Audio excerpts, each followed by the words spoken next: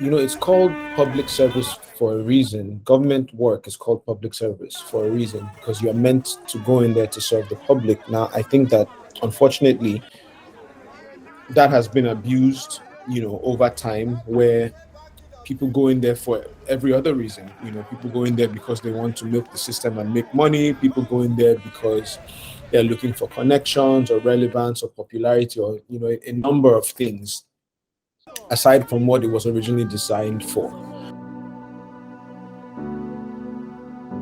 Now, if you are service oriented, if your orientation and your heart's desire and your passion is genuinely to serve people, to love people, to try and bring solutions to people, to try and uplift people, then government is a fantastic place to be because you get a chance to do that at scale. You get a chance to do that for way more people than you ever could in pretty much any other capacity.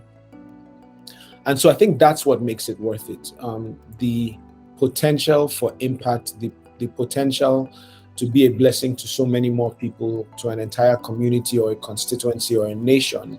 I think public service gives you the opportunity to do that. And that's what makes it worth it. And then, God forbid, you never even get into office. So there's something that I like to say, right? So I've been doing community service for years, in Eti Osa in Lagos, around the country. I'm a community service oriented guy. It's where I get fulfillment or part of the fulfillment that I get is from, being able to be in service to the community. Now, if my service to the community was only dependent on whether or not I got a seat in government, then I don't deserve that seat in government in the first place. So even if, God forbid, worst case scenario, God intervenes and says, hey, you're not going to get there this time either, it doesn't change the fact that I will still continue to serve my people. I'll still continue to serve the community because that's genuinely one of the things that I'm called to do. I don't believe that government, the opportunity to serve in government is anybody's entitlement. So, it's not an inheritance that you earn from your family. It's not even a reward. It's a sacrifice. It's supposed to be a sacrifice. It's not a reward that you earn from the community. I think it is something that you earn, but you earn it via service. So I think we should be looking for people who genuinely have a heart for being servant leaders, who genuinely have a heart for the community. Those are the kinds of people that we want in government in the first place. But the insinuation that is you did this, so let us reward you with office, something about that connotation makes me uncomfortable.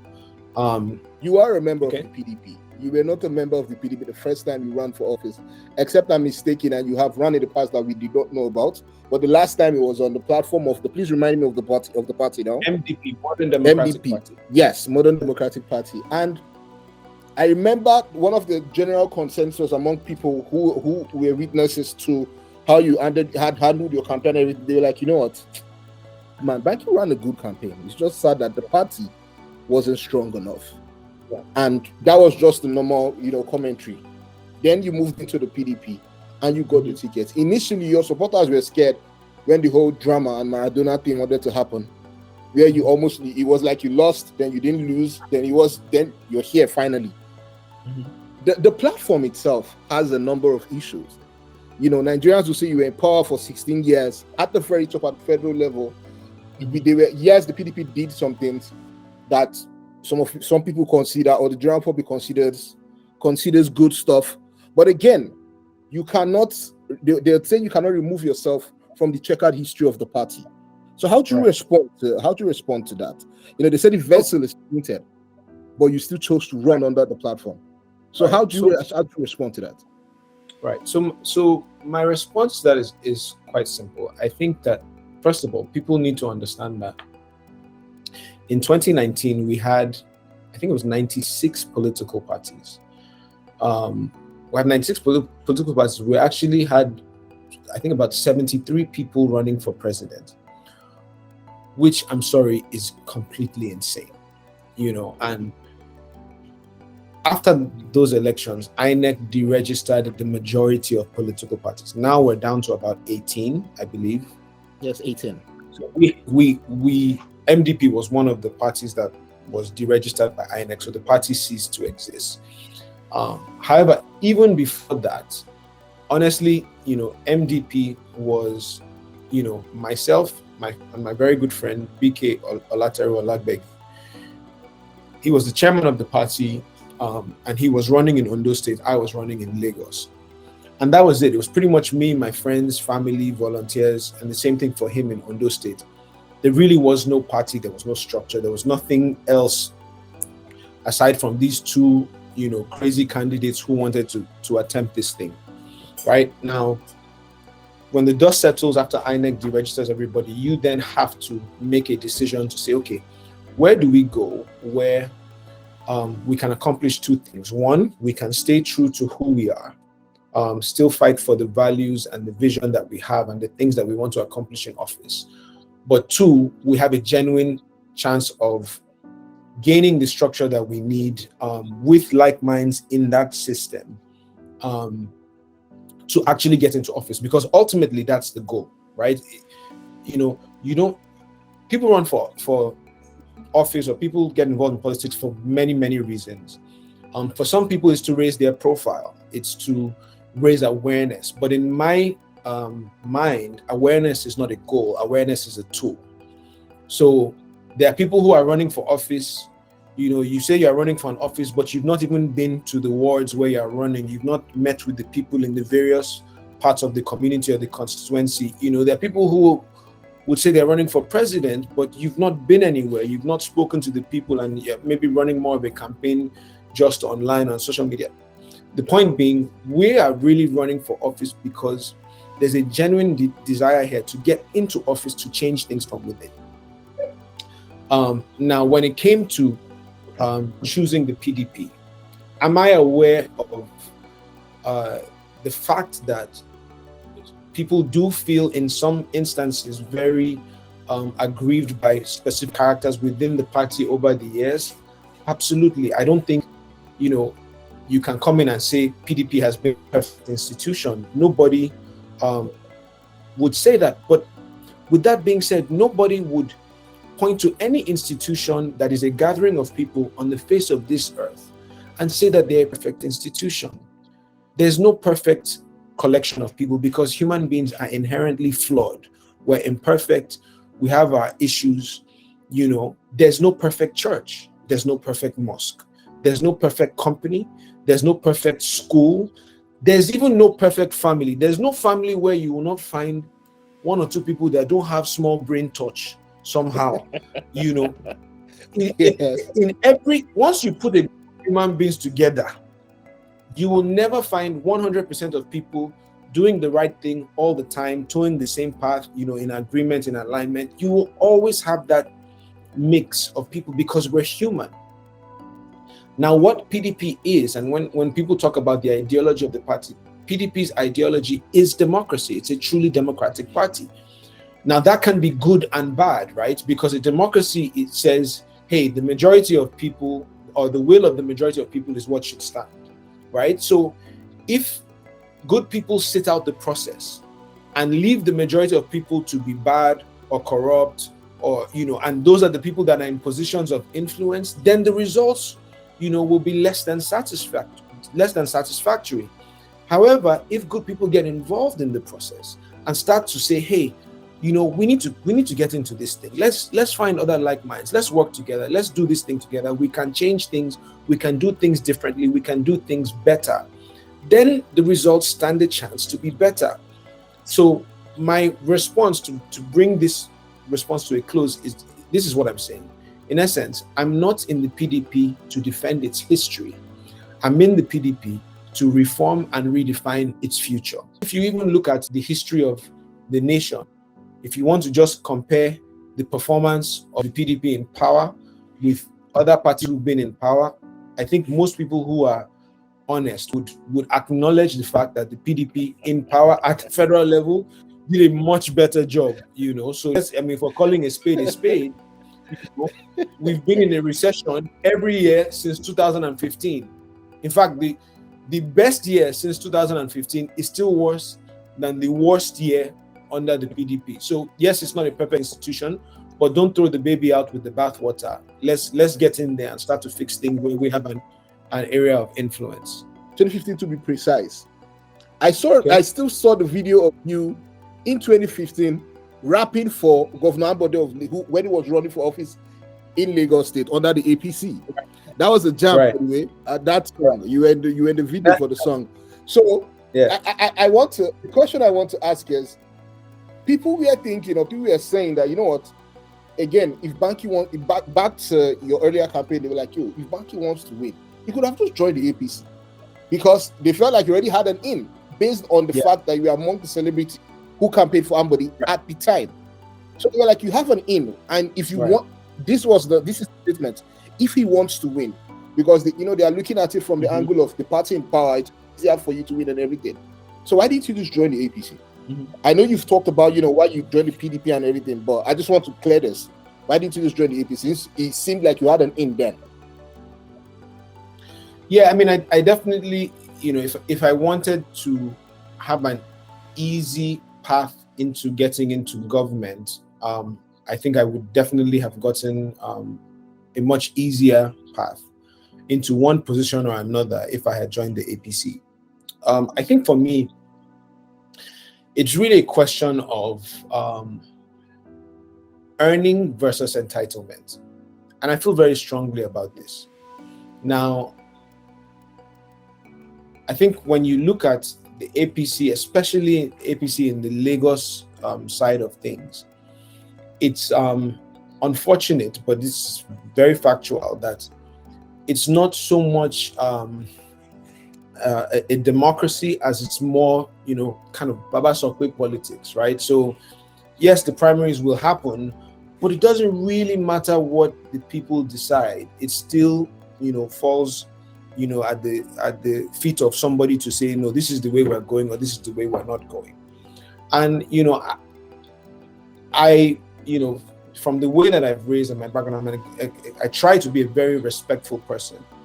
And so I do think that mentors and leaders and people of that stature, have their place, and they deserve their respect and the honor that is due them. In any family or any institution, you give respect to whom respect is due. However, I believe that leadership is something that should be earned.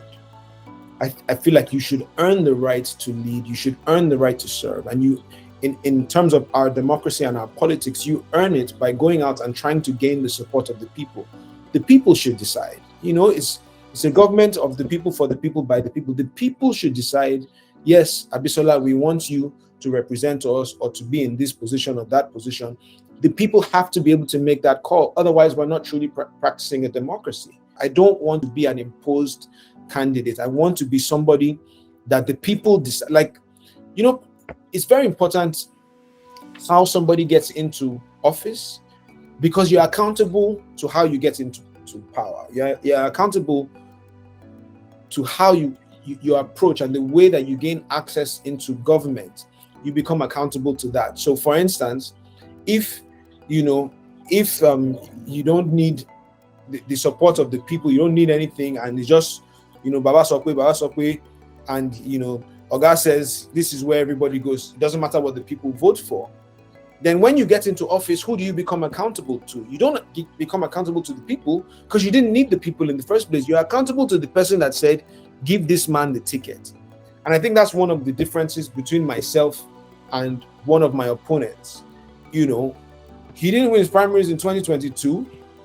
He still got the ticket. He didn't win his primaries in 2019 either. He still got the ticket. And I'm not saying anything, against him personally, but I'm just saying that there's a marked difference between that kind of candidacy and a candidacy where, in my case, I had to win my primaries twice. And I had to go through an appeals committee process. And I think for me, even though this is more difficult, the only success that I want, by God's grace, so the only success that I'm used to is the kind that you earn, is the kind that you work for, is the kind that you try and people decide whether to support you or to roll with you or not. And that's been my testimony thus far, and by God's grace that will continue. financing in Nigerian elections is still a little bit murky, even though INEC has guidelines how much you're allowed to spend and everything. So, and we all know that those who have government, who have their hands in government, who are incumbents, usually unofficially have a more easier way, because sometimes they use state resources to do these elections to finance themselves and their candidates and everything. So how are you doing it? Where is your money coming from? You're running a powerful campaign. Your posters are everywhere in Eti Osa. You have volunteers. For literal terms, there are volunteers, but I'm sure there are other expenses the campaign has incurred that you need to pay for. We know you are a businessman. You are a successful musician. There's money in these places, but again, politics money is different. So I'd like you to answer as honestly as possible. Where is this money coming from that isn't to run the campaign? Okay, so I think that yes, political campaigns are incredibly expensive. Now, my overarching vision is that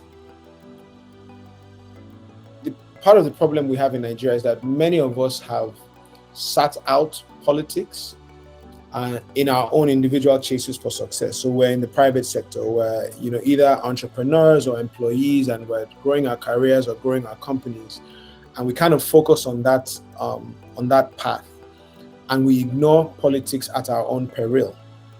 Now, my whole mindset is that not all of us can run for office, but some of us have to. Some of us have to cross over and stick our necks out and be the ones to make the sacrifice and say, guys, this is something that I believe we have to do, and this is the way we want to go about it. But those of us who are not going to run for office need to find those who will and find a way to support them. Find a way to partner with like minds who are running for office and say, we're going to join hands together to put this nation and this community on the path towards growth and development. And whatever I can do to help you along that road, I will do that. And I can honestly tell you that God has been amazing in this campaign. I just like to say, for those that have been watching this interview, we went on the road with Banky to see how it is. I started out leaving my house. And we all lost some weight. We all lost. Yes, we all lost some weight, but yes, I agree with you. But if I was to ask that you give me, if you could, I'm sure obviously you have accountants and everybody taking track of all the amounts that has gone in and gone out and everything, but can you give us a figure? Let me put you on the spot. So it's unfortunate that I can't. And the reason I can't do that is we've depended a lot on contributions in kind. That's how we've gotten. Obviously, you need cash contributions as well, but we've depended so much on contributions in kind that it would take, you would even need to bring everybody who has been in charge of, amalgamating resources. And that's why I say again that the private sector needs to take ownership of our politics in this way. I mean, I literally have groups of people that have gathered themselves together and said, listen, we're friends of the Banky W campaign, or we're supporters of, or we're this caucus or that, and we're going to, in fact, just come and speak, meet people, and then we will handle all of that. And I think for me, that's what has enabled me focus on being a candidate, by allowing private sector individuals who are in many parts of our economy and they're very successful say, you know what, we will gather people together, we'll manage that process for you, and you just focus on being the candidate that we need you to be, and then we will handle all of that. And I think that's generally speaking how it needs to happen. Candidates should be candidates. You can't be a candidate and a DG of your campaign and chief fundraiser and campaign manager. And that's what I did in 2019. And even now, just being a candidate, yes, I still have to get involved in everything, but campaigns take a lot. And you saw a glimpse of it one day, and I don't think you even lasted the entire day. You were taking breaks in the car. It's a grueling process. So I was looking at your Twitter timeline, and there was a post you retweeted. I think it was Kate Henshaw who put up that tweet. He said, Nigerians are waiting for God to show up, while God is waiting for Nigerians to stand up. It may seem like a statement that is literal in its meaning. It literally means what it meant. But I'd like you to explain that, like in the context of how Nigeria is set up at the moment and how our politics is set up at the moment. Yeah, Nigerians are waiting for God to show up, while God is waiting for Nigerians to stand up. So I'd like you to explain that in the shortest possible way. Okay, so it's very simple. I think most people consider Nigeria to be a religious or spiritual country. We have a lot of Christians, we have a lot of Muslims. Excuse me, and as such, I've probably lost track of how many times that we've prayed for Nigeria over the years, right? I'm very involved in my church. My faith is what has gotten me through life, is what has gotten me this far. So I understand and fully subscribe to having that relationship with God and depending on God to help you through life. With that being said, I think it's very important for people to understand that Scripture says pray without ceasing, but it also says faith without works is dead. So if all you do is pray, then you'll never go anywhere. You pray and then you get up off your knees and you go out and you work towards what you prayed for. And it is that being able to put works behind your prayer, being able to step out. Belief is internal, but faith has to be released through the things you say, through the works of your hands, through the steps that you take. So until we understand that, we will pray for Nigeria, but God is not going to come down and tell you and take your PVC card and show up on election day to vote for you. All those systems are in place because God puts a certain responsibility on us. So God will always do what we cannot do, but he will never do what we're supposed to do. I'll say it again in case nobody caught that. God will always do what we can't do, but he will never do what we're supposed to. So, yes, we pray that God should show up, but we have to stand up. We have to step out. We have to do something. We have to get involved. We have to take ownership of the country we want to see. We have to participate in our elections. We have to get involved in political parties. The days of just sitting around and complaining about how bad things are and how, those days are gone. Like, that's why when we started that, we were saying talk and do. All of us need to move from the place of just talking about how bad things are to saying, listen, if all I can do is just this little part, then I will do this part. There's a story in Scripture from the book of Nehemiah where he talks about, Nehemiah talks about rebuilding the nation and the walls of Israel after it had been war-torn and had been destroyed. The whole place was desolate. And when you read that story, it talks about how the way they rebuilt the wall, the way they rebuilt the nation was that every person rebuilt the part that was across from his house. Just rebuild your own part of the wall. Don't worry about that. Yes, it's a monumental problem that we have as a nation, but focus on what is across from your house. What do you have influence over? What can you do? What role can you play in the kind of nation that you want to see? Again, I say no one can do everything, but everybody can do something. And if everybody does just that thing that God has given them the ability to do and the influence and the competence to do, then we will be in a much better state as a nation.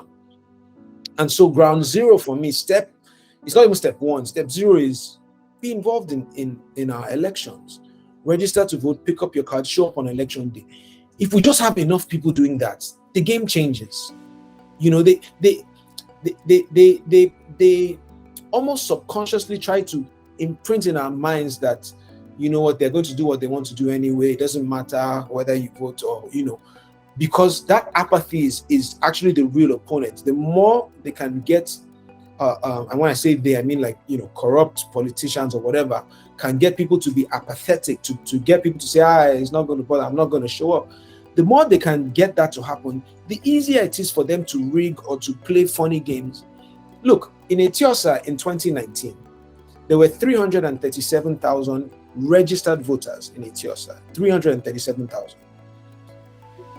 It took only, I think there was only 50,400 votes, valid votes in our election. So out of 337,000 potential, it was only about 50,000 people that voted. Of that, it took only 21,800 and something votes to win this seat that I'm going for in a constituency that at that time had 337,000 registered voters. So you see right then and there that the problem is not any one candidate or godfather or political party. The problem is apathy. The problem is sitting out the process. You have a voter turnout of 16.3%, then, it's easier to sway those numbers when people don't show up. But the more we get people to show up, we can push that to 30, 40% turnout. There's no kind of magic that anybody can play that will sway the elections if everybody shows up and just votes their conscience. So for me, that's what it's about. And so voting is one thing, but like we were just talking about earlier, partnering with people that believe the things that you believe, partnering with people that have a vision for where they are going or for where they think the country needs to go, helping those people. This thing is incredibly difficult. It's draining. It's expensive. It takes from you, from your family, from your emotions, from your health, from your spirit. Like it literally takes from you. But it's easier to do when people see it and say, you know what, I can do this. Let me help you out with that. Let me donate. Let me give you this. Let me print posters for you. Let me help send you volunteers. Let me watch my own polling unit on election day to make sure that at least in my own place, nothing will happen to your vote. So that's where we need to get to, where we move past this point of talking and tweeting and awareness and even protesting. Protesting is good. I've done more peaceful protests than just about anybody that I know in the last 15 years. However, the goal of activism and protesting and advocacy is not awareness. Awareness is not a goal. Awareness is a tool. The goal is change. The goal is improvement. The goal is impact. So until we start to see that kind of improvement and impact, then our awareness and our activism has not been successful. So how do we move from protest to power? And those of us who are not going to run for office, how do we partner with people who are running and say, listen, we're going to join hands together. We're going to put this nation on the path towards growth and development. So that's what it's about for me, is the understanding that, back to the faith question, faith without works is dead. Faith without works is dead. Faith without works is dead. Pray, then stand up, go out there and work until those prayers come true. Work until we start to see the nation that we want to see. Get involved in the system, and that's my response. And the church says, Amen. Amen. Any advice for those young individuals who are looking at what you're doing or who have looked at what you've done in the past and are looking at what you're doing presently and they're like, you know what, I'd like to do this one day. But doubts here and there.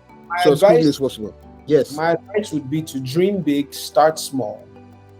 Start where you are. And just, never let small minds tell you that your dreams are too big. That's first. Never let small minds tell you your dreams are too big. But then dream big, start small, start from the bottom.